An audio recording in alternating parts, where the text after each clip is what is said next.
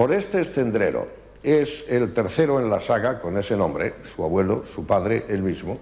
Es el hermano mayor de 5 hermanos que son todos importantes en la vida santanderina, que tienen una aureola merecida de estudiosos y que tienen una historia que no hay por qué exaltar de manera inadecuada y, desde luego, merece no ser escondida por la brillantez y por la importancia histórica que tiene ya detrás de sí. Hoy accede a hablar con nosotros, estamos en el Hotel Real, y este profesor que recibe clases de idiomas y no las está dando ha pasado brillantemente por el Instituto Oceanográfico. Es en este momento el tesorero, vamos, hace más funciones que las de tesorería, que no son precisamente su expertise, en Cantabria, la asociación que se preocupa del medio ambiente, de los ríos, de la naturaleza de nuestra región. Es también un vicepresidente del Ateneo de Santander, de una de las más activas secciones, que es la que tiene que ver con el medio ambiente también y con la biología. Es agradable que hoy cambiemos el tercio. Hemos hablado un día de religión con otro catedrático. Hoy vamos a hablar de la vida, de la naturaleza, de todo un conjunto de disciplinas que de alguna manera y de forma sorpresiva, porque no le hemos dado tiempo a que prepare nada, ni es necesario, este gran profesor, ex profesor de instituto, nos va a explicar y a tratar de relacionar. Gracias por acudir a esta cita, Orestes. Y yo te voy a mencionar unas cosas. Tú procedes de la biología y además con énfasis en la ictiología, que sería el estudio de los peces, que es en lo que has trabajado. Pero hombre, la gente hablaba de ciencias naturales, la geografía está por otro sitio, tu hermano está en geodinámica, el ecologismo no es lo mismo que la ecología, tenemos la edafología que estudia los suelos y por otro lado la externa, la interna y la mineralogía. ¿Cómo se relaciona todo eso? Yo sé que es mucha pregunta, pero por lo menos para situarte bien a ti y situar a tu hermano y aquello de lo que vamos a tratar. Sí, las ciencias naturales son aquellas, claro, que estudian todo lo referente a los seres naturales, tanto animados como inanimados. Entonces, las ciencias naturales en el sentido clásico se ocupan de los animales, de las plantas, de los microorganismos, es decir, bacterias, virus, hongos, hongos microscópicos, se entiende, y luego la tierra, los minerales y las rocas, en sentido amplio. Hay quien llega más, dice que la física y la química también son ciencias naturales, puesto que también estudian fenómenos de la naturaleza y las leyes de la naturaleza, pero desde otro punto de vista. El sentido que se le ha dado tradicionalmente en España ha sido eso, el estudio de los seres vivos y de los seres minerales, inanimados. Porque la física no son los vivos. Entonces la física estudia, bueno, pues las leyes por las que se rigen una serie de fenómenos, la electricidad, la óptica, la termología, la química, pues bueno, los compuestos, cómo están químicamente compuestos los seres vivos y no vivos, lo que es las aplicaciones de los elementos químicos, las reacciones químicas incluso que tienen lugar dentro de los seres vivos, bueno, en virtud de su fisiología. Bueno, eso sería la química, pero, repito, en sentido tradicional son solo esto, lo que podemos llamar la zoología, animales, la botánica, plantas, la geología y mineralogía, tierra y minerales, rocas, y aparte, pues la microbiología, que es una derivación de que es lo que he dicho antes, de los organismos como bacterias, hongos, virus, simplificando. Eso a grandes rasgos. Bueno, hecho este contexto general, vamos a ir descendiendo. La gente culta, a que sea a nivel divulgativo, ya se puede situar un poco con lo que has dicho. Pero tú hace 30 años hiciste una revolución, una cierta revolución con el estudio, no el de la biología del bonito, que también has hecho contribuciones importantes, sino con la anchoa. La anchoa está de moda por razones políticas, para empezar con una alusión humorística, está mucho más de moda. Hay quien dice que se está esquilmando y que no aparecen, hay incluso una queja, pero lo cierto es que hace 30 años tú estudiaste esto en serio y eres un claro pionero, hay que decirlo, en ¿cómo podrían afectar los nuevos métodos más intensivos de pesca a los tradicionales? Porque la anchoa se había pescado desde siempre. Quisiera que digas en qué consistió lo que yo llamo, creo que propiamente una revolución, creo que no lo estoy exagerando, y aquí no hay que ser modestos, hay que decir la verdad. De manera, Orestes, que explícanos por qué lo estudiaste, en qué consistió todo eso. Las crisis de la anchoa no son cosa nueva. Se han conocido a lo largo de la historia, desde que la pesquería está documentada a lo largo del siglo pasado, incluso del siglo XIX también. Se han conocido varias crisis de la abundancia, o de la falta o de la poca abundancia de la... Precisamente a finales de los años 60, una crisis que siguió a un periodo de abundancia extraordinaria. No se sabía por qué había sido aquello. Entonces, lo que hicimos, pues otros compañeros del oceanográfico y yo, fue comenzar a estudiar cuál era realmente, algo podía ser, no era, sino cuál podía ser la influencia de la actividad pesquera en el mantenimiento de la población de anchoa, es decir, en que la cantidad de anchoa que existía en la mar fuera en una cantidad suficiente para sostener una pesquería rentable. Aplicamos entonces una cosa que se había hecho en otras pesquerías en España, pero no en esta, que era lo que se llamaban los modelos de producción. Unos modelos matemáticos que relacionan la abundancia de los reproductores y de las crías que se van obteniendo cada año, con la cantidad que se extraía y con el esfuerzo, es decir, la cantidad de barcos y el tiempo que había pescando y el tiempo que los barcos empleaban. Entonces ahí llegamos a una conclusión que funcionó durante un tiempo, que es que dijimos, bueno, manejando estos factores, la pesquería de anchoa puede sostener que se extraigan de ella alrededor de 30.000 toneladas año, era una cosa así.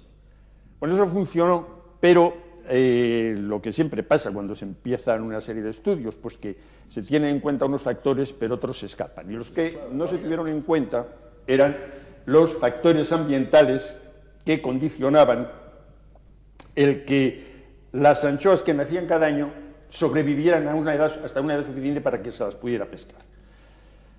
Y para mí, que todavía no está claro cuáles son esos factores que están influyendo ahora negativamente en la población de anchoa. La población de anchoa de los últimos 30 años ha conocido varias recuperaciones, varias caídas.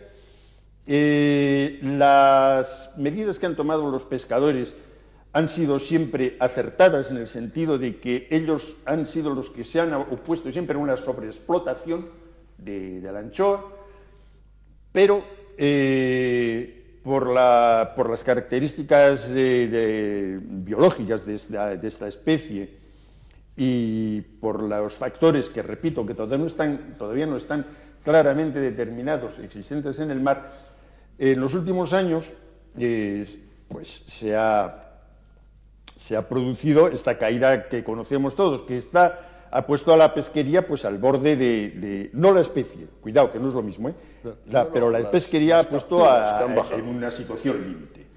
Eso no quiere decir que la especie esté en vías de extinción, sino que está muy escasa, está, digamos, amenazada. No creemos que se extinga, no hay realmente documentada la extinción, tal vez sea por la dificultad de hacer censos exactos, pero no hay una extinción documentada de especies explotadas por el hombre, pero lo que sí hay es muy bien documentadas pesquerías que han dejado de ser rentables, han tenido que abandonarse por la escasez de la especie explotada.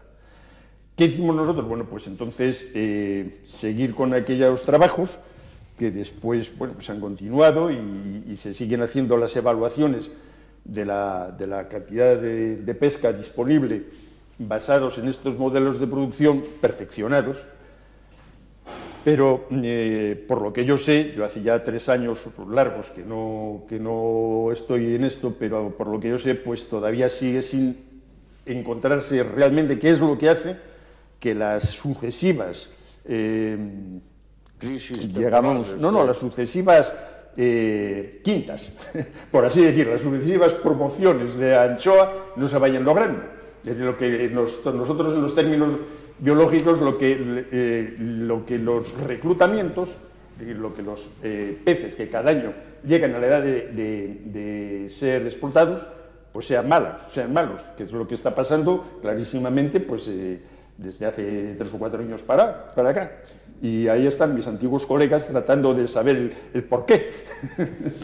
Orestes, tú eres una persona que probablemente eres el que más ha viajado por años, que viajó al Instituto Internacional de Pesca por razones, además de conocimiento objetivo de los asuntos, por los idiomas. ¿Por qué vosotros, tú concretamente, sabías inglés y tan tempranamente que te ha ayudado tanto, claro, para participar y para...? Sí, bueno, ahí yo tengo que agradecérselo a mis padres, desde luego, y mis hermanos lo mismo, porque desde muy pronto ellos se dieron cuenta de que el conocimiento de idiomas iba a ser muy necesario para la actividad profesional de cualquier tipo y sobre todo para la actividad, para los trabajos en materias científicas.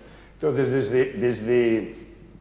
desde que fuimos niños, el empeño de mis padres fue que aprendiéramos idiomas y pusieron los medios a su alcance para eso. Entonces, pues bueno, ahí tuvieron éxito, porque los 5 hermanos hablamos más de un idioma. ¿Y por qué bueno, de hecho, me confirmas que ahora alguien me ha dicho que estás estudiando alemán. Sí, yo te lo he dicho. Sí, a tú mismo, muy bien. Bueno, pues muy bien. Sí, pero bueno, aparte de eso, es que aparte de la utilidad que han tenido para mi actividad profesional, saber inglés y francés, pues decentemente, es que además me gustan los idiomas. Entonces, sí. Y creo además que todos nosotros pues tenemos una facilidad innata para el aprendizaje de idiomas.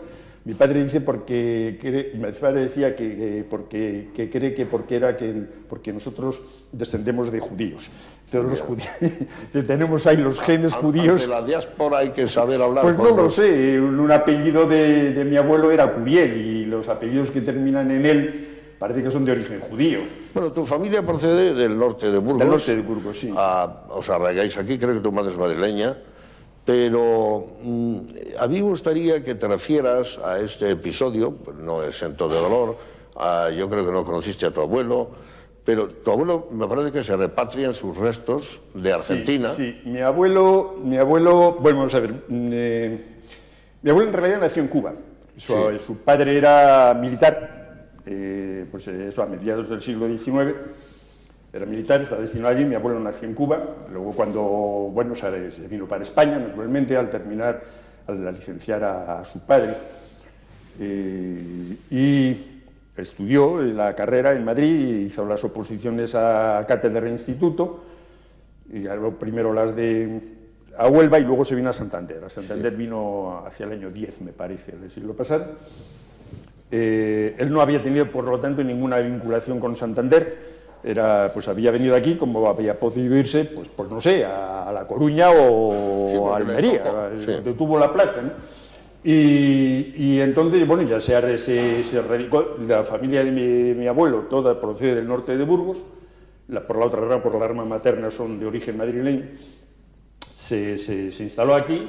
Y aquí estuvo pues desde el año 10 hasta el año 35 de catedrático en el instituto, en el que es ahora el Instituto de Santa Clara, que es el único que había, claro, no había más.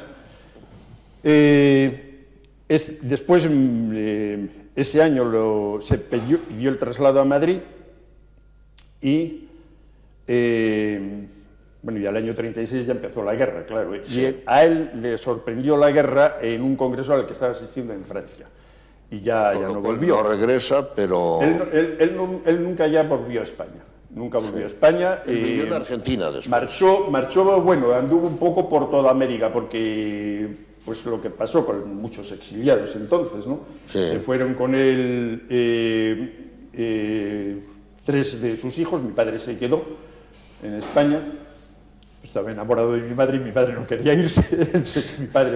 Mi padre se quedó y mi tío y mis dos tías se marcharon con mi abuelo, estaban con él, sí, y anduvieron un poco por toda la América española. Y mi abuelo en el año 46 murió en Buenos Aires. En Buenos Aires. Repatriaron el cadáver, está en Ciriego.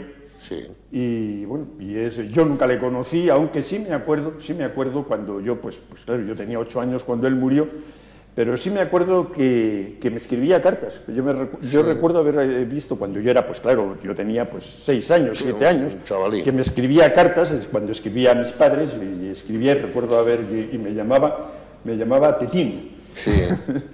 Qué bonito. Querido Tetín, me acuerdo yo de algunas cartas de estas de mi abuelo, repito, yo nunca le conocí. Sí. A ti y a tus hermanos, supongo. O sea, y a tus hermanos. Claro, mis hermanos son más jóvenes. Para mis hermanos es que no tienen, ya creo, ni ese recuerdo. Porque claro, el hermano que viene detrás de mí ya es 2 años más joven, casi 2 años abogado, más joven. ¿no? Uno es abogado. ¿El que viene detrás de mí? Pregunto. Sí, es abogado. Sí. Es abogado y es perito electrónico. Sí, dos cosas. Muy bien. Pero como perito ha ejercido poco tiempo y se ha dedicado más a la abogacía. Lo cierto es que tu abuelo Orestes es muy conocido también por unos textos que en su momento eran imprescindibles de biología y que no era divulgación y tampoco investigación, era más que divulgación, eran textos de estudio. Mi abuelo no hizo mucho trabajo de investigador. Él fundamentalmente era un pedagogo. Sí, entonces él escribió unos libros de texto magníficos. Yo todavía cuando he dado clases me he ayudado con ellos para preparar mis lecciones, porque eran de una claridad, vamos. Sí, lo mismo me ha dicho Benito Madariaga en alguna ocasión, que se han usado también con Enrique Rioja, creo que era alguna vez. Enrique Rioja hizo con él, que era otro magnífico zoólogo, era uno de los mejores zoólogos que ha habido en España, posiblemente en el siglo pasado. Con él sí escribió algunos libros de prácticas de biología, pero vamos, fundamentalmente él tuvo otro colaborador para los libros de geología, que era Rollo. Rollo Vilanova, que con él hizo libros de prácticas de geología. Ahora, el grueso de sus libros los escribió él solo. El siguiente episodio, por llamarlo así, en vuestra vida es que tu padre también sufrió, que luego se le dejó dar clases y se reincorporó bien, pero hubo un tiempo de dificultad política para... Mi padre pues estuvo en el ejército republicano y, bueno, claro, perdió la guerra. Entonces, pues como a muchos otros, se le abrió expediente y se le sancionó con inhabilitación, que le duró pues 15 años la inhabilitación. Pero luego estuvo brillantemente en Santa Clara, en el instituto. Él, después, cuando se extinguió su sanción, tuvo que volver a hacer oposiciones.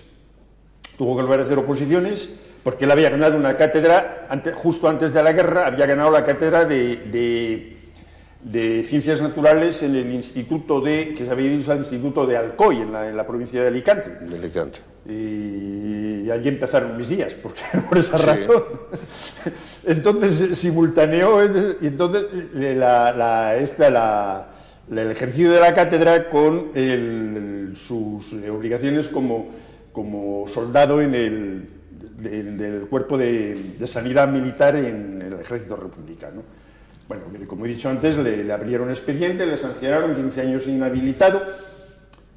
Se anuló cumplió el castigo y volvió a hacer oposiciones y reingresó en el Instituto de Torrelavega. Y luego, cuando se produjo una vacante aquí en Santander, en Santa Clara, que pues se volvió para Santander y ya aquí pues estuvo ya pues hasta que se jubiló. Y luego, ¿no tenéis en común que ambos habéis pasado por el barrio pesquero también? No sé. Cuando a poco de venir yo aquí ya al Instituto Español de Oceanografía, se puso en contacto conmigo Celia Balbuena, que entonces era la directora de la filial del instituto en el barrio pesquero, que tenía, del Instituto de Santa Clara, que funcionaba allí en el barrio pesquero, la filial que la entidad colaboradora era el obispado, por cierto. Sí, sí. El obispado y entonces habían puesto en marcha aquello con el que fue párroco allí durante años, Guillermo Simón Altuna. Sí.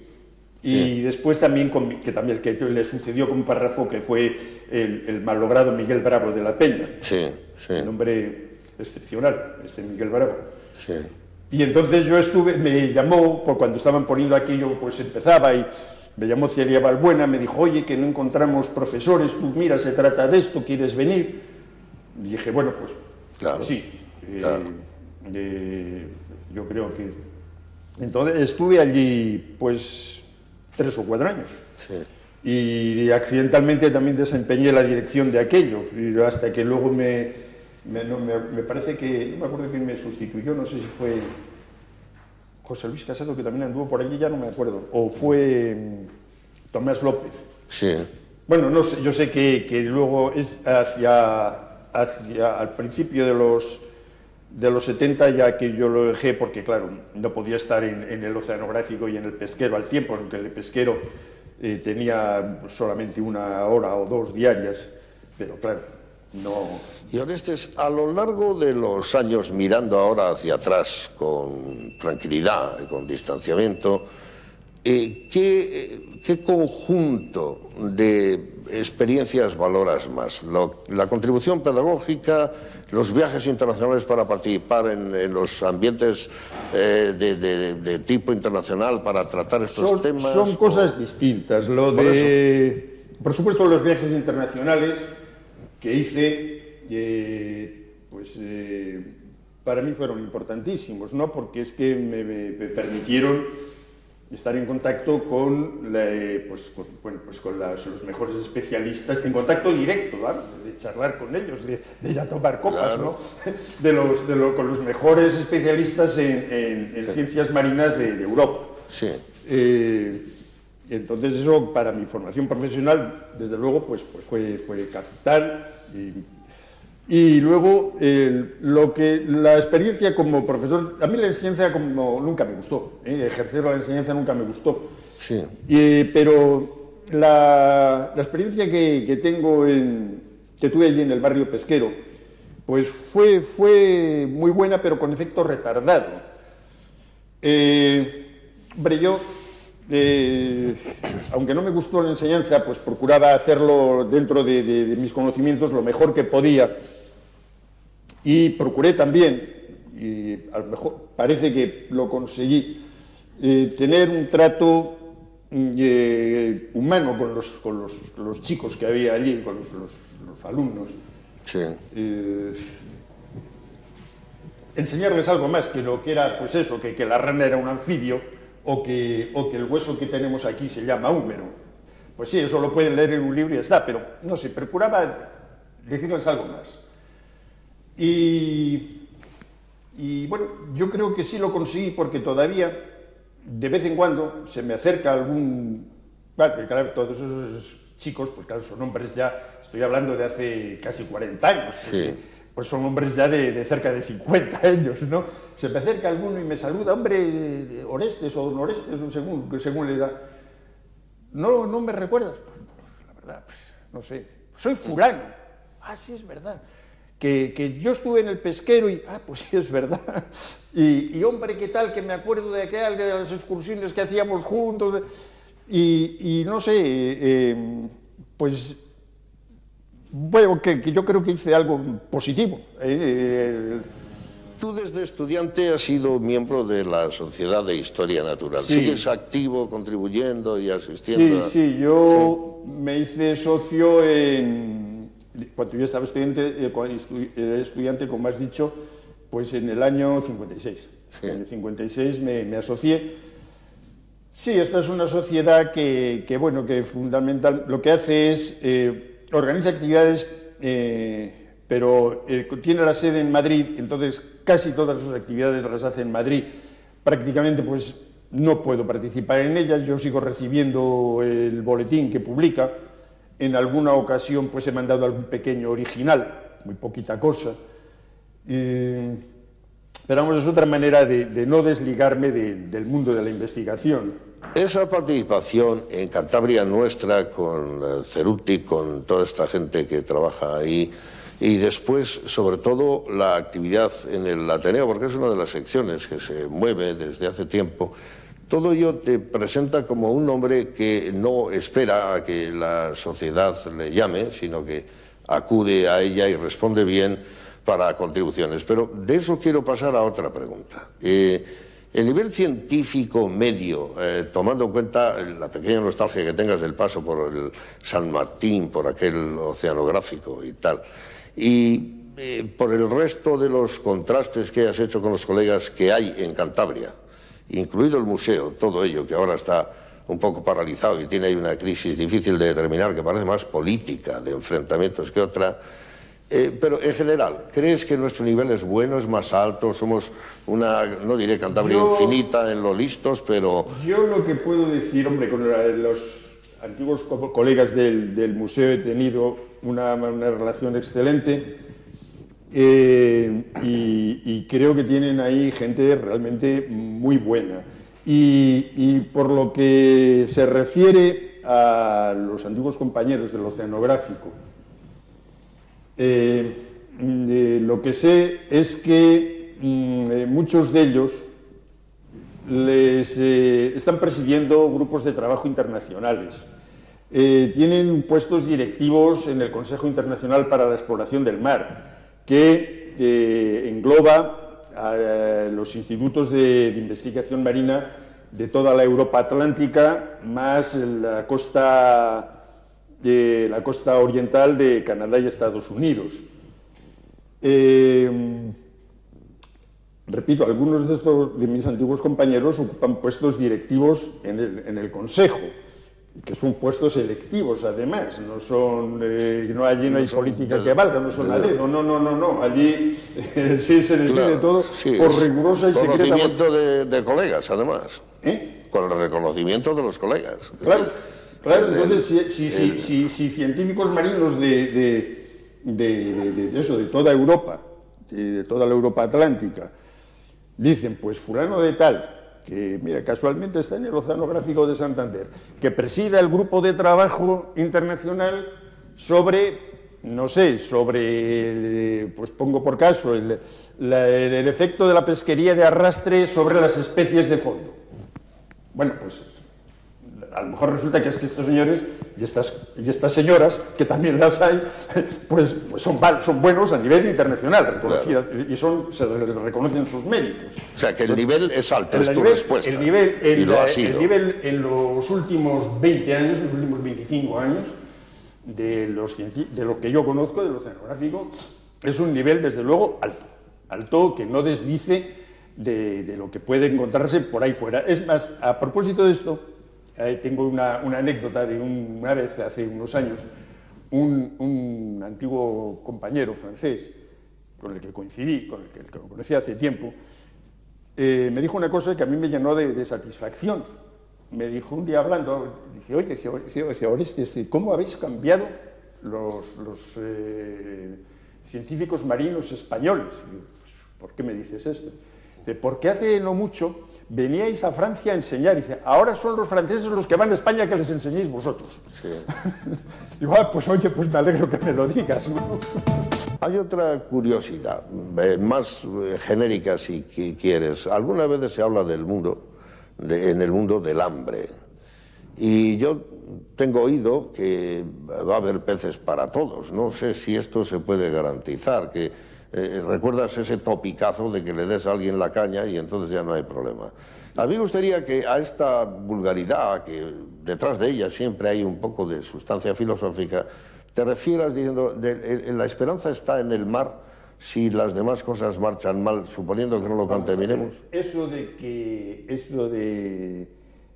que se tirara, y eso que decían que si los peces no se oraran unos a otros no cabrían en el mar, bueno, eso no se sostiene biológicamente, pero lo que sí es cierto es que con los medios que había cuando eso se empezaba a decir, no parecía posible, no era posible, que ninguna pesquería llegara a estar en riesgo. Eso era muy cierto. No olvidemos que hasta hace relativamente muy poco tiempo, la inmensa mayoría de los barcos pesqueros iban propulsados a vela y a remo.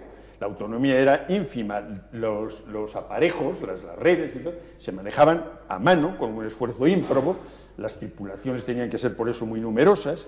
Entonces, con esos medios, pues claro, había especies que, bueno, que sacaran, no sé, 200 toneladas de, qué sé yo, de chicharros en un año. Pues eso, vamos, es como si sacara un caldero de agua de la mar, una cosa así, ¿no?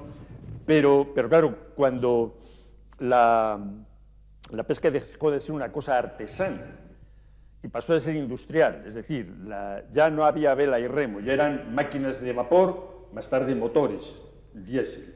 Las maniobras de los artes y aparejos no eran manuales, para eran capturar, máquinas, un barco de arrastre que no podía arrastrar a lo mejor a más de 50 metros de profundidad, pues con el tiempo arrastran a 500 y 600 tan tranquilos.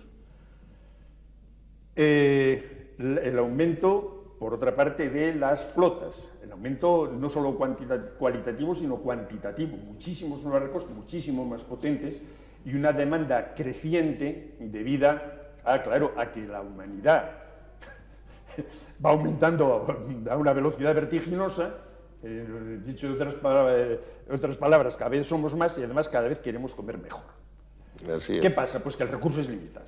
El recurso es limitado con esos parámetros. Manejando con esos datos, el recurso es limitado y la prueba es que hay muchas pesquerías y uno de los casos más claros, más reciente y más evidente es de las célebres pesquerías de bacalao del nordeste americano, de Canadá, la zona de Terranova, pues, en unos bancos inagotables. Mire usted, a finales de los 70, principios de los 80, la pesquería de bacalao de aquella zona se fue a paseo. Y entonces ha habido otros casos, y no parece que se recupera, ha habido algún otro caso, como pasó también con las pesquerías de arenque en el Mar del Norte, aunque esas se recuperaron. Ahora en este sentido no sé cómo están, pero las pesquerías de arenque del Mar del Norte también, el arenque, bueno, pues el arenque del Mar del Norte hubo unos años que nada. Y muchas pesquerías están entonces, ya digo, al borde del límite de sus recursos, es decir, que no admiten más explotación. Lo que se está extrayendo a nivel mundial ahora de las pesquerías, con ya todos los cálculos que se han hecho, coinciden en lo mismo. No hay posibilidad de aumentar el rendimiento de los mares. La solución, que se ha dicho, los cultivos marinos, eso no es solución, eso es un complemento. Sucedáneo, además. O sea, bueno, no lo sé, hay un producto, ya parece que es una cosa que además se ha desarrollado rapidísimamente, porque hace 25 años más o menos se esperaba que por ahora la producción de alimentos procedentes de los cultivos acuáticos, no solo marinos, también de agua dulce, claro que también entran ahí las carpas, las truchas, el salmón, etc., que los alimentos procedentes de los cultivos acuáticos llegaran a decía, el 25 al 30% del total. Ya rebasan esa cantidad, pero claro, de momento no se prevé que puede llegar a ser la totalidad o a igualar lo que se saca de la mar. Las posibilidades de los cultivos acuáticos también son limitadas, no se puede poner piscifactorías en cualquier sitio. ¿Y tú eres pescador tú mismo? ¿Aficionado? Sí. No he pescado nunca en la vida. ¿Y has participado en capturas yendo con los barcos en alguna ocasión? ¿O ¿Cómo? No? ¿Has participado en capturas yendo en los barcos? Hombre, yo he ido en barcos pesqueros, mucho. Sí. Porque es que para mi oficio era imprescindible salir a la mar en barcos pesqueros, eso sí. Y claro, para tomar muestras y tomar datos in situ, allí en caliente, en tiempo real. Sí. Entonces, pues sí, he hecho muchas en barcos pesqueros y en barcos oceanográficos, pues he tenido que navegar mucho, pero pescar como afición no lo he hecho nunca. Sí. Vamos, pues salvo cuando hemos hecho todos, cuando éramos chavales, sí, con el aparejo aquel allí en el muelle de la grúa de piedra. ¿Tienes alguna opinión formada sobre el conflicto, bueno, eterno en cierta manera, con Mauritania, Canarias, todo ese problema que se genera ahí con la pesca y tal? ¿O? No, bueno, eso es una zona rica, desde luego, pero hay... ahí lo que hay es que, claro, es el problema de tipo político, creo yo. Sí.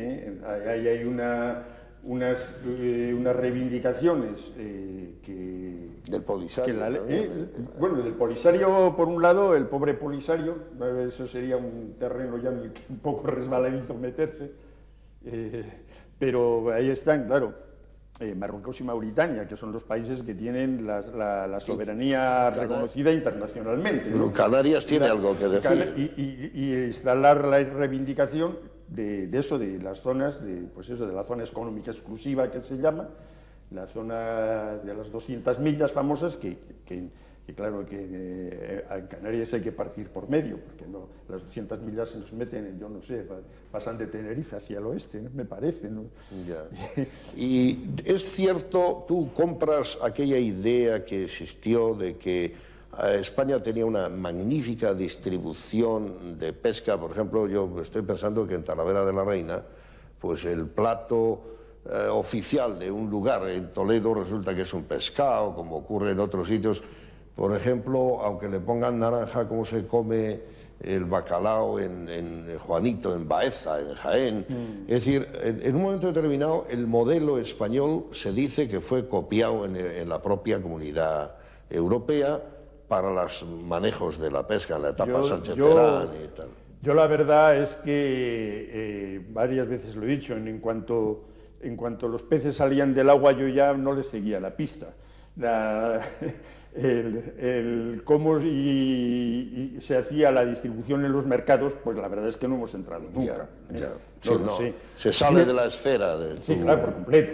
Pero no digo yo como estudioso, sino qué impresión podías tener al respecto. No sé, hombre, sí es cierto que hay platos de pescado en el interior de España, pues que sí, que parecen típicos, cosa que en cierto modo es paradójica, pero no olvidemos que muchos de ellos, sí, como has dicho, están basados en el bacalao. Claro. El bacalao, que es un pescado que en su día fue muy poco apreciado. Es que ya en el Quijote ya se cita el bacalao como un plato. Ahí en una de las ventas que estuvo el bueno de Don Quijote, que tenían allí un par de peces que unos llamaban truchuelas y otros abarejos y otros no sé qué, que eran bacalaos. La pesquería de bacalao en Europa y en América ya era una pesquería que estaba con toda la limitación, y entonces era el pescado en salazón, claro, y que era en aquellos años y hasta muy recientemente eran la solución junto con sobre todo los escabeches que procedían de pescado que procedían del norte de España, de la costa cantábrica, eran la solución para las terribles cuaresmas, aquellas, las terribles vigilias cuaresmales que la gente las mantenía, claro. Más a rajatabla. Vamos, las mantenía, pero por encima de todo, ¿no? Y la solución eran las conservas, que eran la salazón y el escabeche. Que está claro que para aquello tenía que ver, y había una red de distribución, por lo que esos datos me los dijo una vez hablando de esto José Luis Casado, que eso sí sabe bastante. Yo digo, por lo visto se distribuía por medio de recuas de mulas. Sí. Se llevaba en recuas de mulas hacia Castilla. Sí, el dato histórico. Sí. Y a la hora del plato, ¿tú tienes algunas especies preferidas, como todos? Marinas, sí, varias. ¿Qué pescado te gusta? Cuéntalo.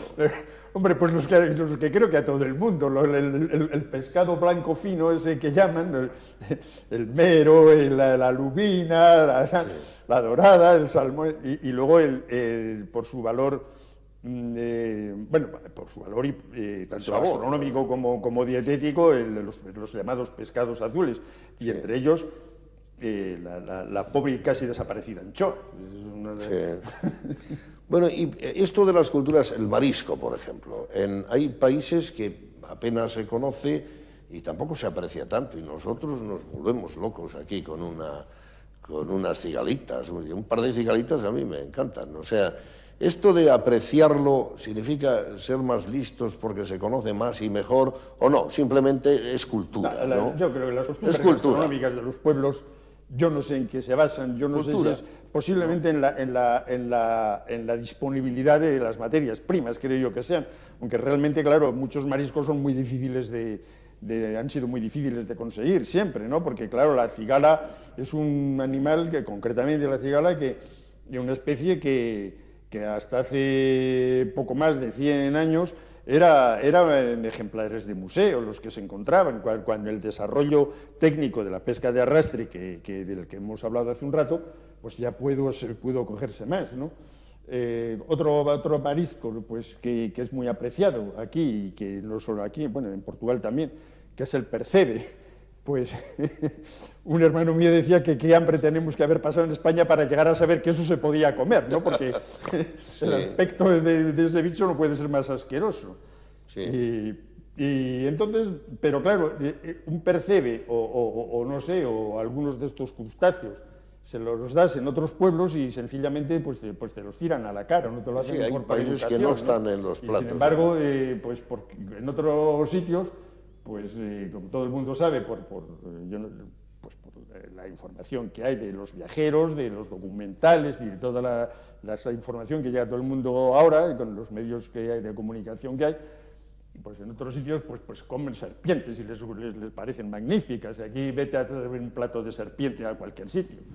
La cultura, son costumbres que... Lo decía Bartés en la semiótica, que es cultura y uno aprecia lo que quiere. Son culturas distintas. Cerca del final, en esta grata conversación que hemos tenido, en la que han aparecido, bueno, antecedentes tan valiosos desde tu abuelo en una familia estudiosa, en el análisis riguroso de las cosas, y yo veo en tu personalidad también mucho entusiasmo. Tú eres un hombre que contagia un poco al hablar, te debes creer a fondo aquellas cosas en las que estás involucrado. ¿En dónde crees que reside? ¿Te consideras a ti mismo un hombre con mucha energía, con una capacidad de participación grande que parece que tengas siempre? No sé, yo no me he analizado, la verdad. No. Bueno, pero echando un vistazo, por ejemplo... Hombre, pues no lo sé, yo supongo que en eso, pues como todo el mundo, habré tenido aciertos y habré tenido fallos. Y habré hecho cosas mal, pues posiblemente más que cosas bien, pero bueno...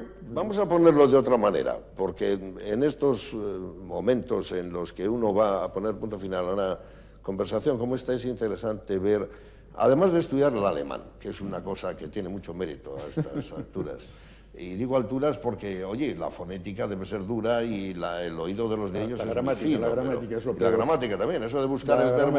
Además, creo que no se busca como el latín, que luego te da la pista. Que esto es un poco la gramática es lo que complicado. Me trae a mi mártir. Ahora, estoy seguro que tienes alguna previsión de hacer algo con el idioma, aparte del placer de leer a lo mejor a algún filósofo como don Miguel de Unamuno, que para eso estudió danés. Quiero decir que... ¿Qué te queda por hacer? Has enseñado, has viajado, has estado cuando otros no podían, con colegas en el ámbito de tu profesión. ¿Hay alguna ilusión que todavía anime con interés, alguna expectativa tuya? Mi ilusión es poder seguir haciendo estas pequeñas actividades que ahora hago.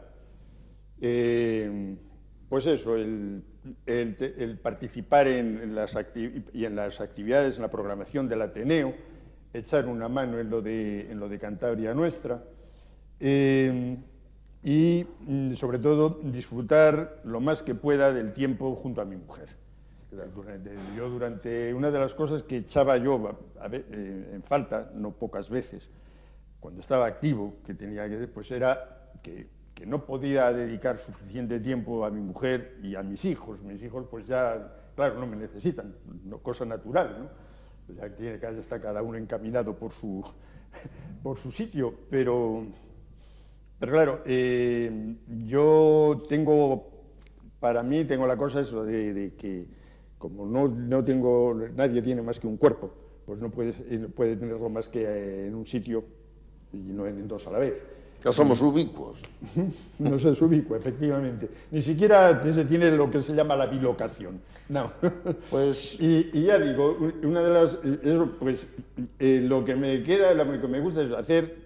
Sí, tengo ilusión por hacer una cosa que nunca he hecho y hacerla junto con mi mujer, que es visitar algún país hispanoamericano, porque yo he estado por gran parte de Europa, con mi mujer, también con mi mujer, que me acompañaba muchas veces a los viajes profesionales, con gran parte de Europa, algunas veces en Canadá y en Estados Unidos, de turismo, pues alguna vez en el norte de África, pero tengo esa cosa no sé, de Argentina, porque todavía... Iba a sugerírtelo, me iba a claro, es que permitir yo tengo familia en Argentina, claro, cosa natural, una prima carnal mía vive en Argentina. Sí.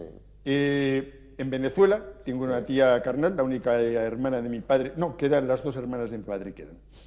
Pero está en Venezuela, que la pobre además no lo está pasando muy bien con la situación que hay aquí. Y una tía y dos primos, vamos, una prima y un primo. Y bueno, tengo... Cierta ilusión en esto. Cierta ilusión en eso, en conocer... Pues hay una cosa más, que sería la final.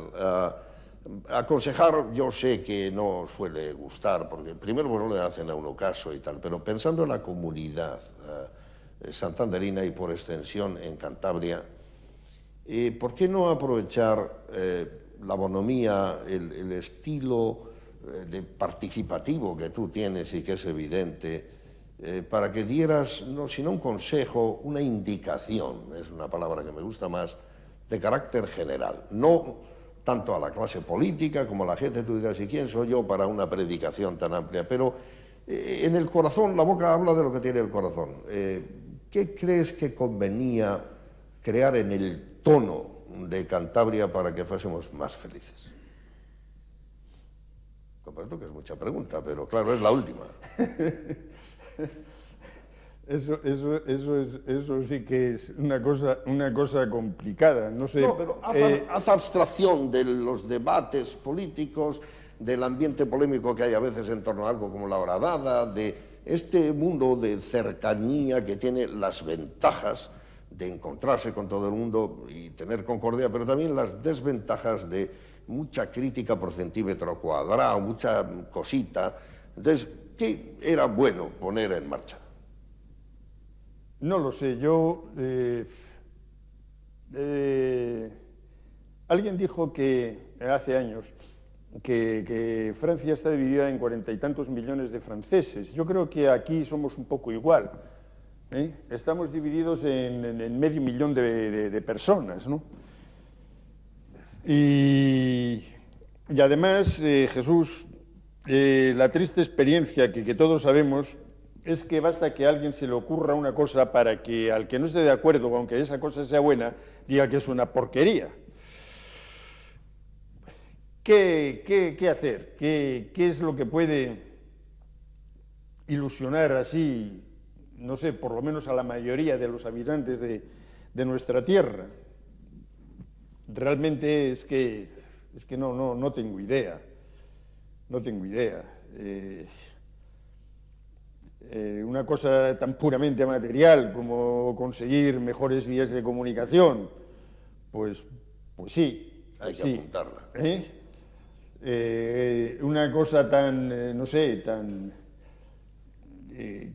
controvertida como pues una mejor política ambiental, o porque también hay sus más y sus menos, o una más estrecha vigilancia de la especulación urbanística. Esos son yo creo que son los grandes problemas que tenemos ahora aquí encima de la mesa y más inmediatos.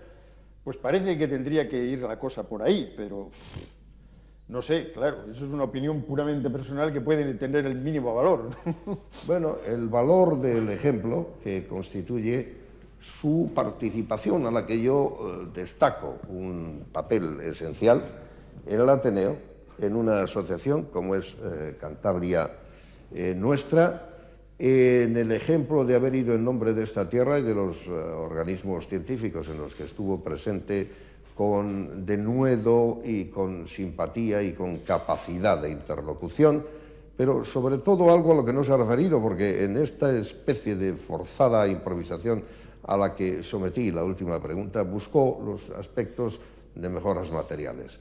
Es la mejora de carácter espiritual y psicológico a la que no ha querido referirse, pero que creo que constituye, en el caso de Orestes Cendrero, como de casi todos aquellos miembros del árbol genealógico que hemos mencionado, sus hermanos Antonio en geodinámica en la universidad, su padre en el instituto, él en los institutos, su abuelo con los textos y con la presencia española del norte de Burgos con radicación en Santander que llevó al exilio hasta que volvieron sus cenizas para reentrañarse en la tierra en donde Antonio es un agradable conversador que nunca dice que no y que muestra su talento, su sensibilidad y su simpatía con una verdadera capacidad de despliegue energético que no se atreve a juzgar, pero que ustedes han podido ver por la manera de mover las manos, por la forma en que a veces entorna los ojos para encontrar las palabras, buscando una sucesión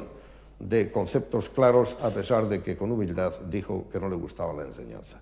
Bueno, no le gusta la enseñanza, pero tiene mucho que enseñar y, sin embargo, vuelve a aprender ahora el alemán para poder comunicarse, cosa que hace muy bien. Antonio, muchísimas gracias.